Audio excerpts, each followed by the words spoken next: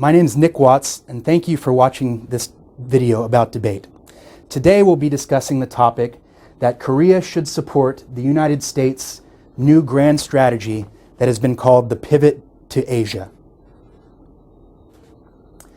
The past 10 years of foreign policy since September 11th have seen a grand strategy from the United States that has focused primarily on the situation in the Middle East and attempting to stabilize that region. However, recently, some politicians, such as Hillary Clinton, have argued that it's time for a change in grand strategy.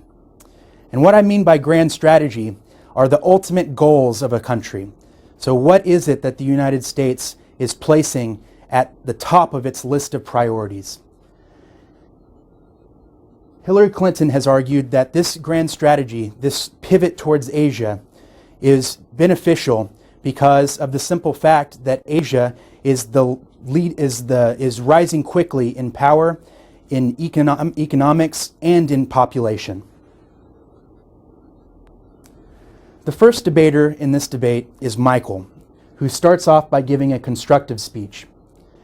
Michael points out that Asia is quickly growing in importance amongst international nations, and argues that Korean support of the Pivot to Asia strategy will ensure that Korea is able to reap the benefits of an increased United States presence in Asia.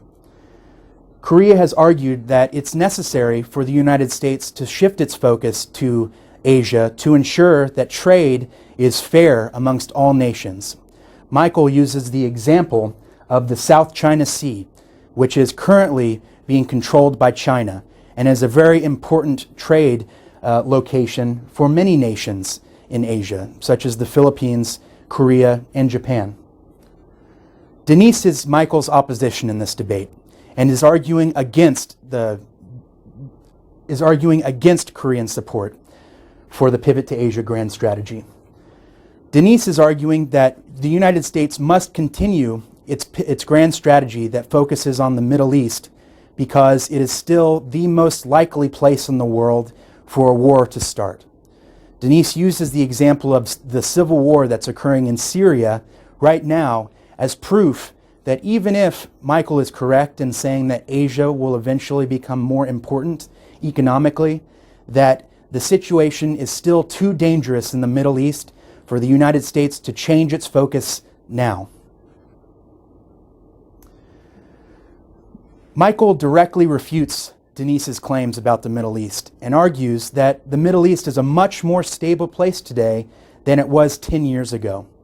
This can be proven by the promises recently by Obama to begin removing troops from the Middle East.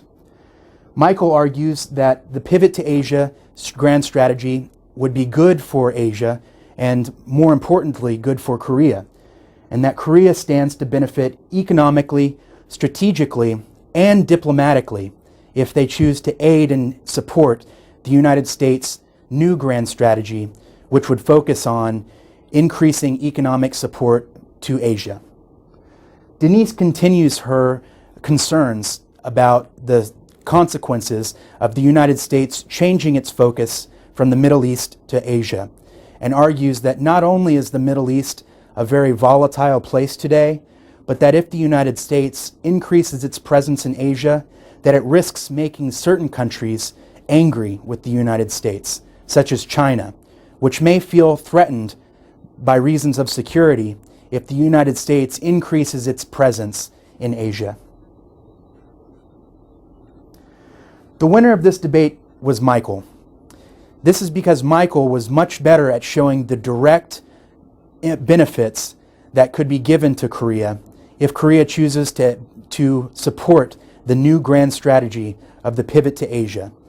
While Denise was very persuasive about the problem in the Middle East, Michael has shown that Korea supporting the shift in grand strategy would not mean that the United States is abandoning the Middle East or Syria, simply that it's placing the economic benefits that could be increased if the United States increases its support in Asia should be placed at the top of its list of priorities, which was the central question of this debate round. Thanks for watching. Bye.